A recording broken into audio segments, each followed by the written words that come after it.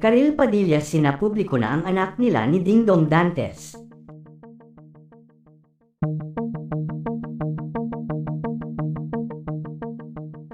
Mainit ngayong pinag-uusapan online ang nakakagulat na blind item ni Manay Christy Ferman. Pinagkakaguluhan nga ngayon ang naging pagsiwalat na ito ng batikang showbiz columnist matapos na ibulgar nito sa kanyang vlog kamakailan lamang ang tungkol sa isang aktres at aktor na naging kontrobersyal noon ang paghihiwalay dahil sa isa pang aktres. Ayon kay Christy ay sa kabilang bakod ito at hindi taga-ABS ang nasabing aktres at aktor na nagtaksil sa isa pang aktres. Naging kontrobersyal nga ang paghihiwalay ng nasabing aktres at aktor na ito dahil matapos ang halos 3 years nilang pagsasama bilang magkasintahan ay winasak ito ng isang magandang aktres na noon ay nagsisimula pa lang sa pagsikat ang karera.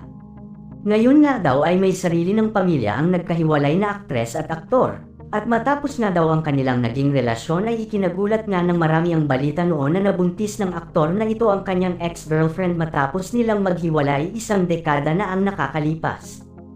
Hindi naging malinaw noon ang balitang ito dahil nabura ang nasabing kontrobersya matapos ngang umeksena ng magandang aktres sa buhay ng gwapong aktor na kanyang katambal sa isang hit teleserye noon sa GMA Network.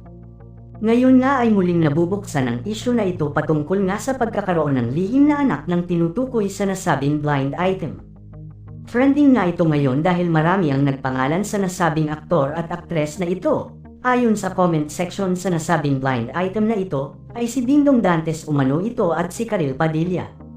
Maraming netizens ang kumbinsido na ang dating ex-couple ang tinutukoy ni Christy sa kanyang panibagong blind item.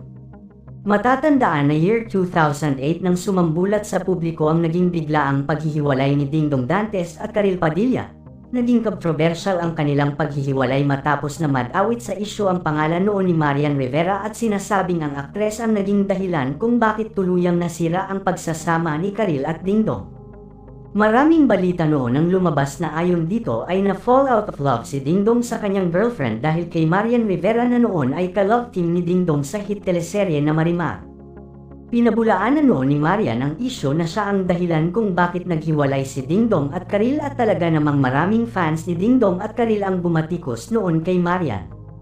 Naging maugong nga noon ang usap-usapan sa mga ito, lalo na nang matapos aminin ni Dingdong Dantes ang relasyon nila ni Marian Rivera year 2009, marami ang bumatikos sa mga ito dahil labis na nasaktan si Karil sa nangyari sa kanilang dalawa noon ni Dingdong.